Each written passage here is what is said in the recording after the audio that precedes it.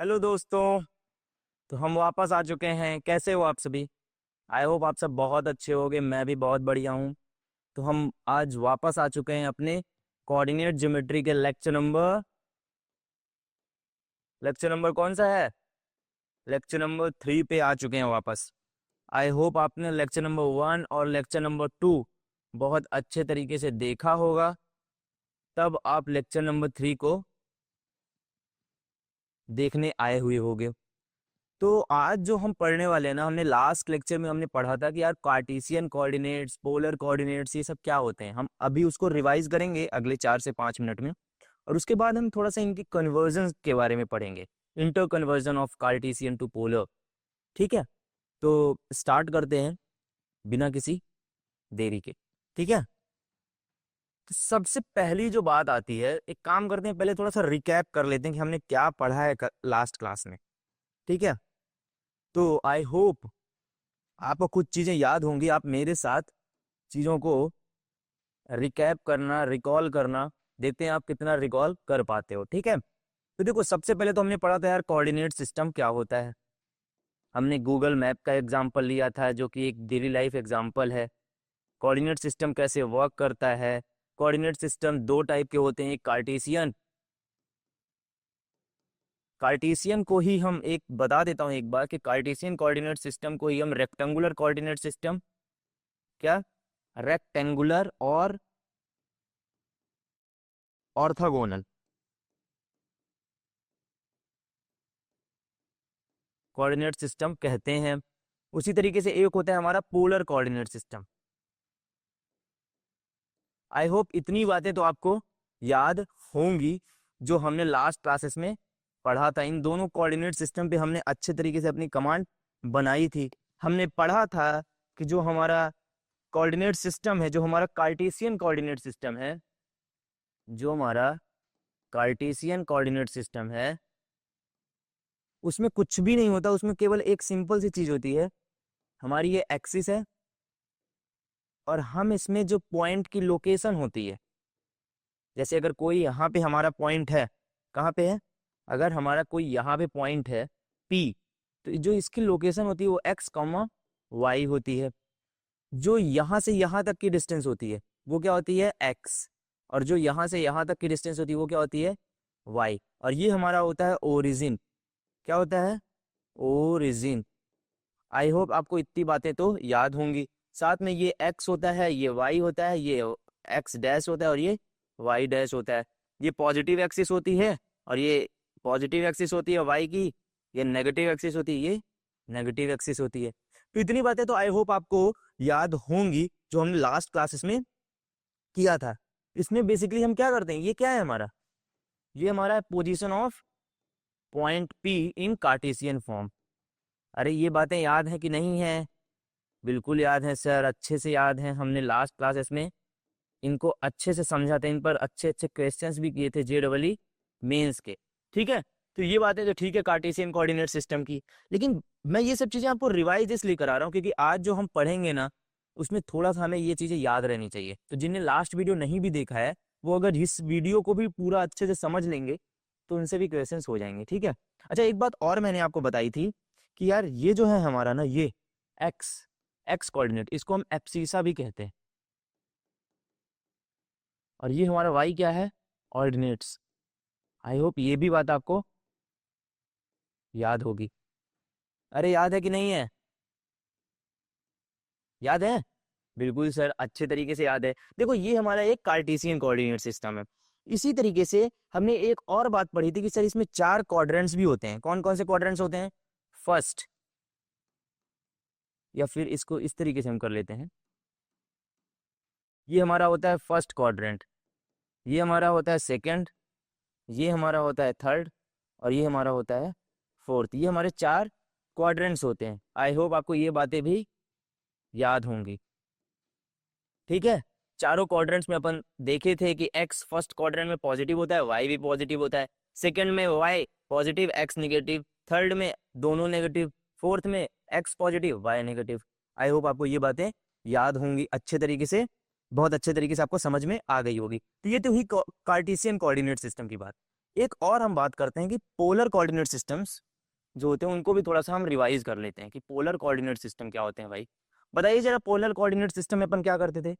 Sir polar coordinate system में अपन एक axis बनाते थे और इसमें जो लोकेशन होती थी उसमें हम ऐसे नहीं करते थे कि पहले सीधा गए फिर ऊपर गए। ऐसा क्यों करना भाई?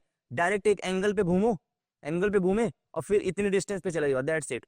क्या करते थे इसमें हम? बेसिकली ऐसा रखते थे कि पहले हमें, जैसे हम अगर यहाँ पे हैं तो हमें बताया जाता था आपको यहाँ जाना है ना, पी पॉइंट पे जाना है ना, तो आप एक काम करो, पी पॉइंट की लोकेशन जो है ना वो आर कॉमा थीटा है। R comma theta, R comma theta basically ऐसा है कि तुम एक काम करो, थीटा एंगल पर एक्स एक्सिस के पॉजिटिव डायरेक्शन से थीटा एंगल पे घूमो। तो घूम गए सर, अब घूम तो गए हैं लेकिन अभी कितना दूर जाना है? तो आर डिस्टेंस तक जाना है। यही हमारा हो जाता है ये लोकेशन। इस तरीके से भी मैं लोकेशन बता सकता हूँ ना पी पॉइंट की। यही है हमारा polar coordinate system. I hope बात समझ में आई होगी। लेकिन क्या इतना ही पढ़ना है अपन को पोलर कोऑर्डिनेट सिस्टम में? क्या इतना ही जानना था हमें पोलर कोऑर्डिनेट सिस्टम के बारे में? तो आई होप आपको इतना तो पता होगा कि नहीं, इससे थोड़ा बहुत तो जानना पड़ेगा, तभी हमसे क्वेश्चंस होंगे। जो लास्ट क्लास में मैंने क्वेश्चन कराया तो बहुत ही बेसिक क्वेश्चन था। आई होप आप सबने ट्राई किया था, उसके जो चारों कोऑर्डिनेट्स थे वो सारे निकाले थे और अच्छे तरीके से उसको किया था। ठीक है, अच्छा मुझे एक बात बताइए, यहाँ पे थीटा क्या है? क्या मैं कह सकता हूँ थीटा और कुछ नहीं, इंक्लिनेशन है? बिल्कुल सर, मैं कह सकता हूँ थीटा इज एन इंक्लिनेशन। और अगर मैं वही बात करूँ आर की, तो आर क्या है? अगर मैं बात करूँ कि आर की, तो आर हमारा है डिस्टेंस। अरे कह सकता हूँ कि नहीं, आर हमारा क्या है? डिस्टेंस है। तो क्या मैं यहाँ पे एक बात आपसे बोल सकता हूँ क्या कि जो यहाँ पे थीटा की जो वैल्यू होगी, या फिर इसको पूरे तरीके से लिखो, distance of point P,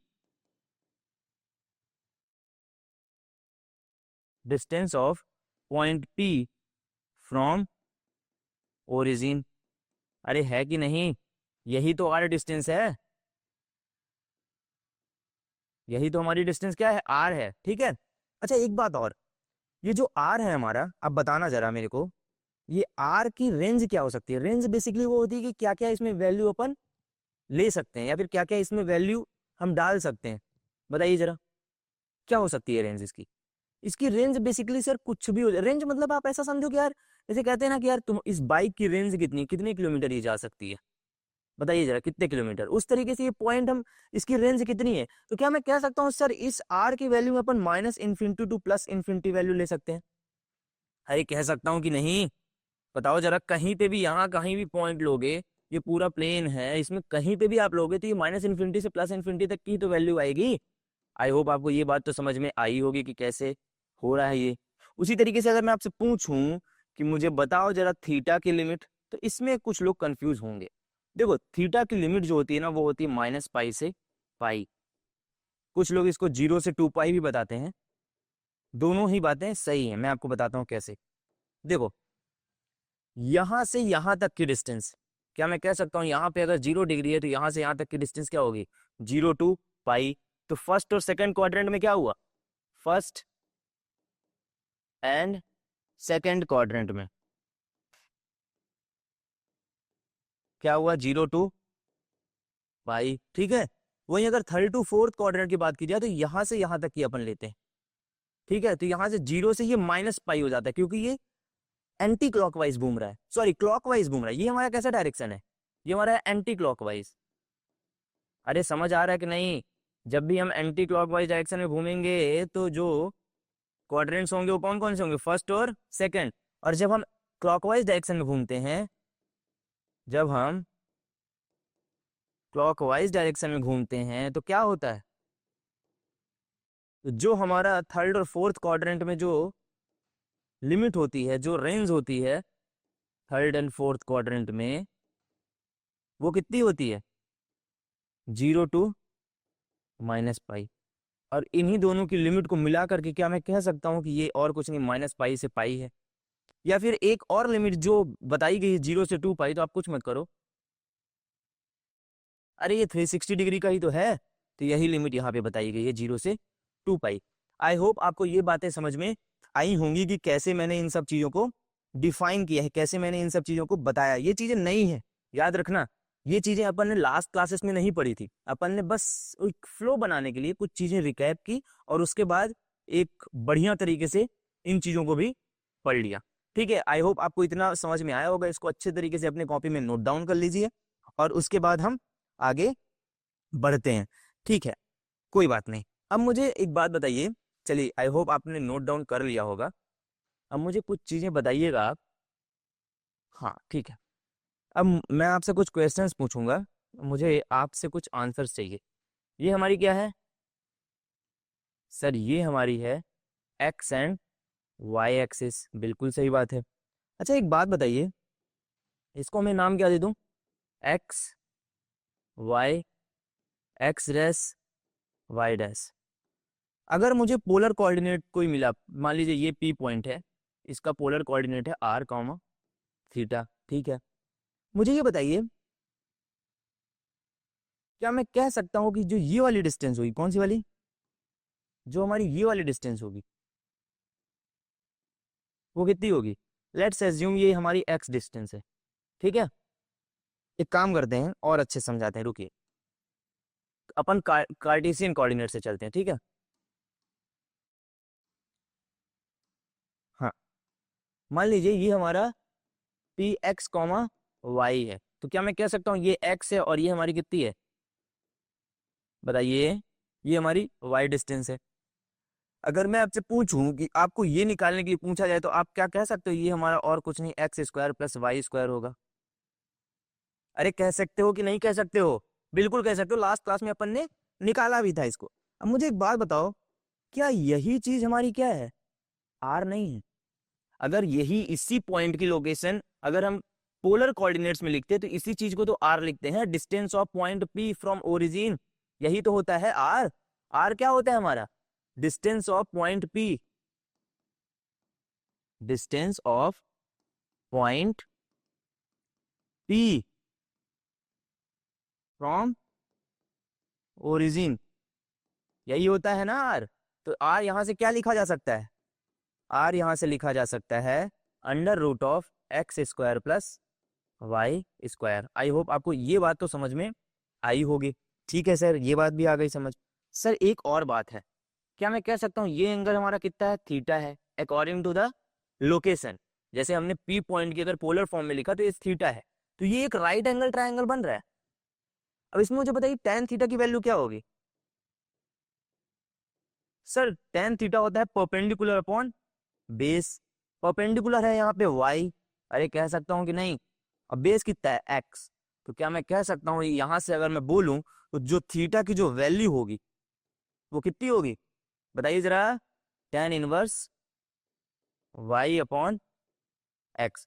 I hope आपको ये बातें भी समझ में आई होंगी, कैसे हुआ ये सब। ठीक है, ये बात समझ में आई?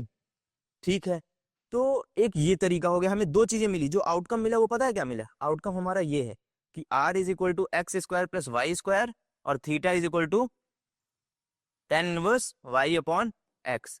इतना समझ में आया? आई होप बहुत अच्छे तरीके से आपको ये बात समझ में आ गई होगी। अब एक काम करते हैं, थोड़ा थोड़ा आगे बढ़ते हैं।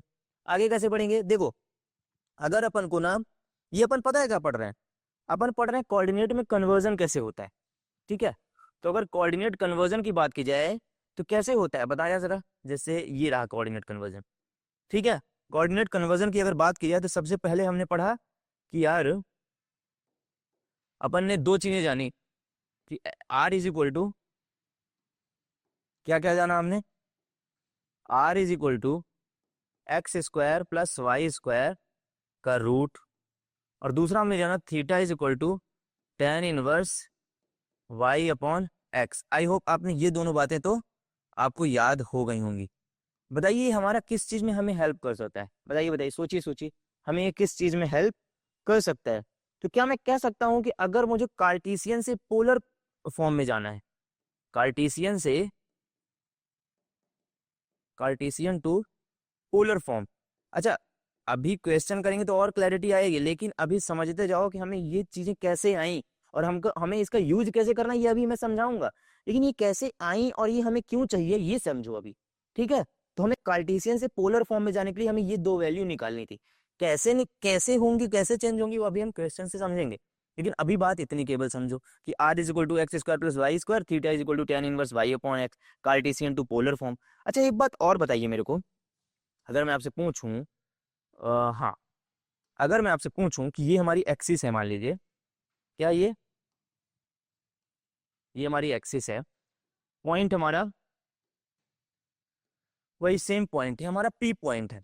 अब अगर मैं आपसे पूछूं कि अगर पोलर टू रेक्टेंगुलर जाना है, हमें क्या जाना है, पोलर टू रेक्टेंगुलर, तो अगर ये पी आर कॉमा थीटा है, तो क्या मैं कह सकता हूँ ये वाली जो डिस्टेंस है वो आर है और ये वाला एंगल क्या है, थीटा है? बिल्कुल सर कह सकते हैं, अपन कह सकते हैं। चलो आगे बताना, मुझे ये बताओ, क्या मैं कह सकता हूँ कि ये वाला जो होगा वो और कुछ नहीं आर कॉस थीटा होगा? बताइए, आर कॉस थीटा होगा क्या? अरे बताइए, यहाँ पे आपको कुछ भी नहीं करना है। देखिए मैं बताता हूँ आपको, एक ये हो गया और एक ये हो गया, ये हमारा थीटा था। क्या था ये हमारा? थीटा। तो एक बात बताइए, थीटा की जो साथ वाला होता है और जो थीटा के अपोजिट वाला होता है वो हमारा क्या होता है? बताइए, क्या मैं कह सकता हूं कि ये हमारा आर कॉस थीटा होगा? अरे कह सकता हूं कि नहीं कह सकता? बिल्कुल कह सकते हैं सर। और ये हमारा क्या होगा? R sine theta. ये सब चीजें तो आपने अपने क्लासेस में, अर्लियर क्लासेस में पढ़ी होंगी कि कैसे हो रहा है ये। थीटा के साथ वाला कॉस थीटा और थीटा के जो साथ नहीं है उसमें हमारा आर साइन थीटा आएगा, ये आएगा एग्जैक्टली लेकिन हम इक्वल टू यही सेम होगा तो आर साइन थीटा ले लेंगे। अब मुझे ये बताइए, ये क्या है? इज इक्वल टू एक्स ही तो है और ये इज इक्वल टू वाई है। अरे बात समझ में आई कि नहीं आई? तो क्या मैं कह सकता हूं कि X is equal to are cos theta और Y is equal to are sine theta? ये दो बातें भी आपको याद रख लेनी है। तो अपन ये दो बातें भी क्या करते हैं, अपने यहाँ पे लिख लेते हैं। क्या लिख लेते हैं कि, हाँ एक सेकेंड, हमने जाना कि x is equal to are cos theta और y is equal to are sine theta. I hope आपको ये बातें तो याद हो गई होंगी। अब देखो ये हमें किस चीज में मदद करती हैं, हम जब पोलर फॉर्म से पोलर टू कार्टेशियन फॉर्म में हम कन्वर्ट करते हैं। अब कैसे करेंगे वो हम अभी समझेंगे, लेकिन बात को समझिएगा, क्वेश्चंस कैसे करने हैं ये अभी मैं आपको बताऊंगा कि क्वेश्चंस में अपन को कैसे इन अप्रोच का यूज करना है, वो बातें आपको समझ में आएंगी। लेकिन पहले आप इन फॉर्मूला को समझिए कि हाँ ये फॉर्मूले कैसे आ रहे हैं। आई होप आपको यहाँ तक बात समझ में आ गई होगी। अब एक काम करते हैं, आप कुछ क्वेश्चंस की तरफ मूव करते हैं, ठीक है? ठीक है, चलिए क्वेश्चंस आपको मेरे साथ साथ लगाना है, ठीक है? हाँ, चलिए ये क्वेश्चन बताइए, ये क्वेश्चन ट्राई करिए कि ये कैसे होगा, बताइए जरा, ट्राई करिए, मेरे साथ साथ ट्राई करिएगा। क्योंकि अगर ट्राई नहीं करेंगे या फिर आप मेरे से पहले भी वीडियो को पॉज करके आप इस चीज़ को ट्राई कर सकते हो कि हाँ ये कैसे हो रहा है, ठीक है? ट्राई किया कि नहीं किया? बिल्कुल किया होगा। ठीक है, चलिए अब हम करते हैं। देखिए सबसे पहले क्या करते हैं, एक एक्सिस बना लेते हैं यहाँ पर, बड़े इत्मीनान से करेंगे, कोई जल्दीबाजी वाली बात नहीं है, ठीक है? हाँ, अब एक काम करते हैं सर, क्वेश्चन को रीड कर लेते हैं थोड़ा सा। क्वेश्चन क्या कह रहा है, plot the points whose polar coordinates are. तो हमें पोलर कोऑर्डिनेट्स गिवन है और हमें क्या करना है, उनको प्लॉट करना है। कितना इजी क्वेश्चन है ना, 2,3 पाई। तो 2 हमारा क्या है, आर, और 3 पाई हमारा क्या है, थीटा। कुछ भी नहीं, बहुत सिंपल। अरे सही बात है कि नहीं? बिल्कुल सही बात है सर। तो एक काम करते हैं, अब इसकी प्लॉटिंग करते हैं। तो टू टू तो यहाँ कहीं पे भी हो सकता है सर, टू डिस्टेंस तो ओरिजिन से ना, ओरिजिन से टू डिस्टेंस तो कहीं पे भी हो सकती है। तो हमें कहीं ना कहीं जो चीज हमें बताएगी कि प्लॉटिंग कहाँ करना है वो 3 पाई बताएगी। तो 3 पाई मैं कह सकता हूँ कि पाई 180, 2 पाई 360, 360 प्लस 180। तो एक मैं ऐसे बोल सकता हूँ, अगर मैं यहाँ पॉजिटिव डायरेक्शन से चल रहा हूँ तो एक बार घूमा 360 हुआ, फिर इसके बाद 180 और घूमना है, तो क्या मैं कह सकता हूँ यहाँ पे कहीं पे आएगा? अरे बात समझ आई कि नहीं आई?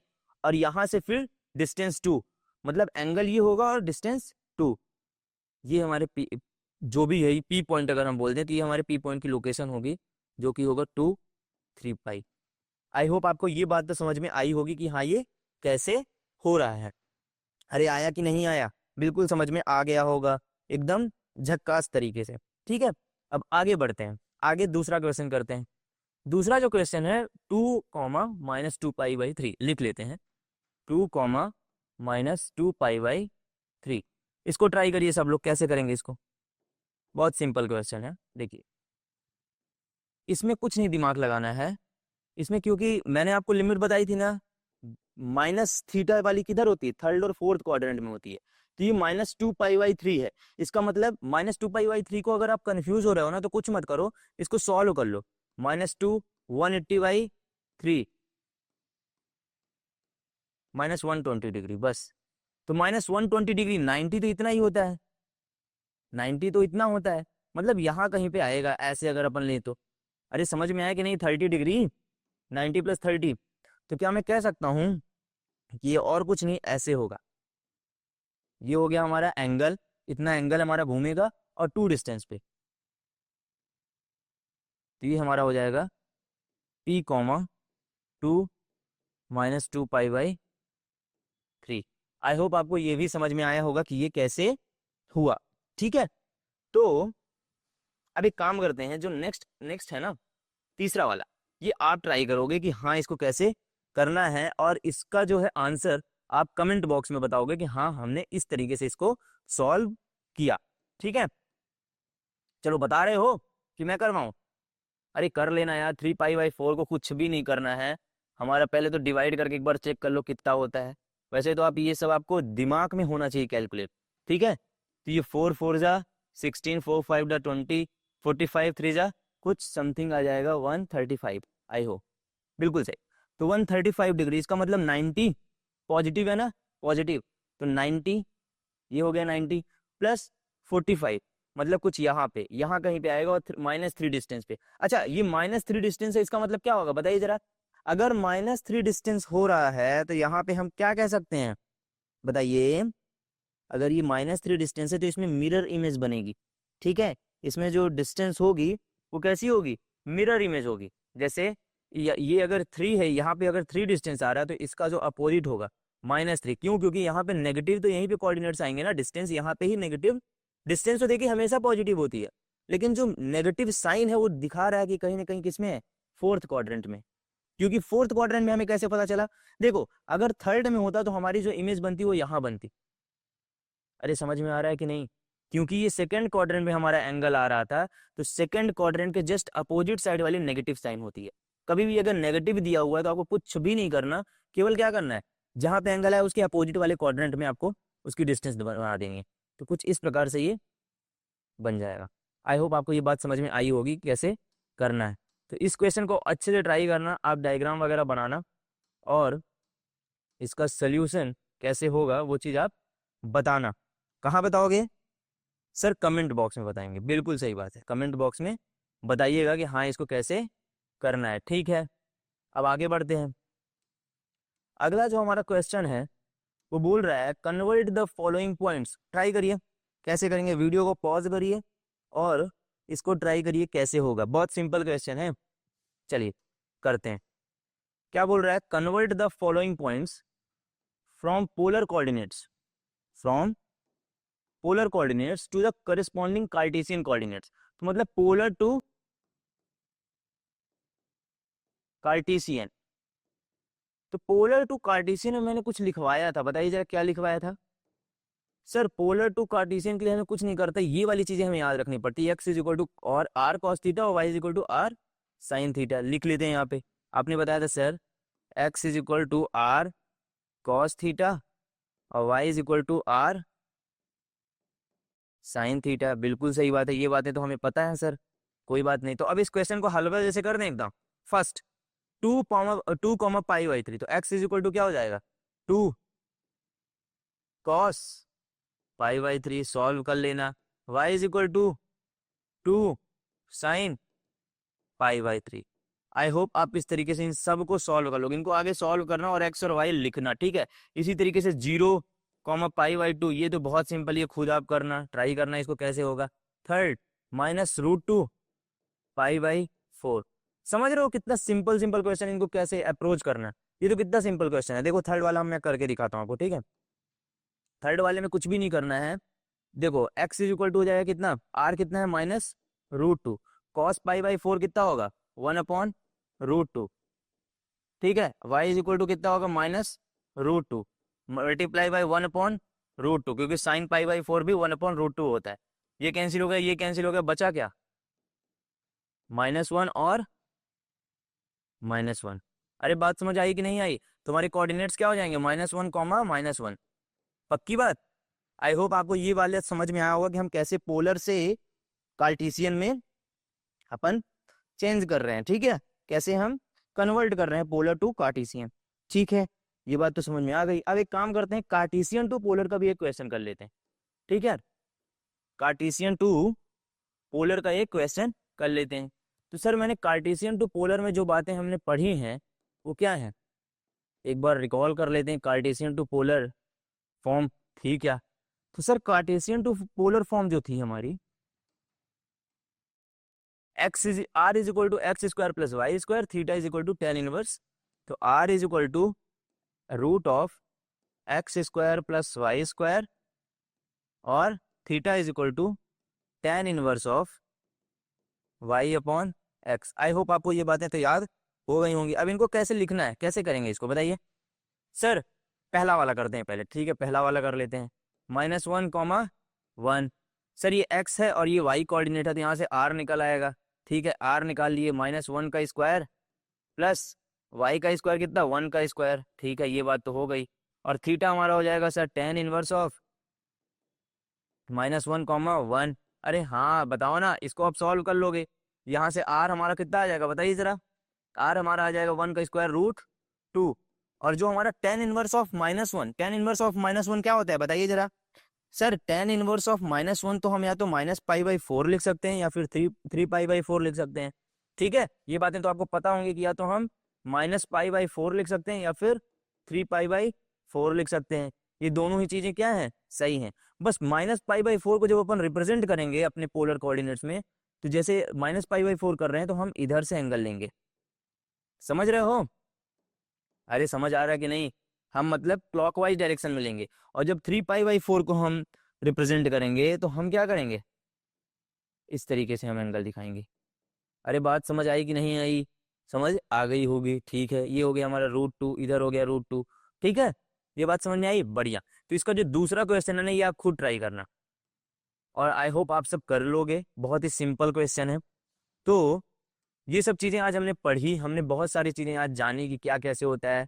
नेक्स्ट वीडियो में और भी अच्छे अच्छे कॉन्सेप्ट को हम सीखेंगे कि कैसे हमारी और अप्रोच होती है, ठीक है। आज का वीडियो बहुत ही छोटा था, एक ही टॉपिक था और इम्पोर्टेंट टॉपिक था। इसके क्वेश्चंस अच्छे आते हैं, हम इंटरलिंक करके इसके क्वेश्चंस करते हैं, आगे करेंगे अभी धीरे धीरे करके। लेकिन जो एक बेसिक कॉन्सेप्ट है वो आपका बिल्डअप हुआ होगा, ठीक है।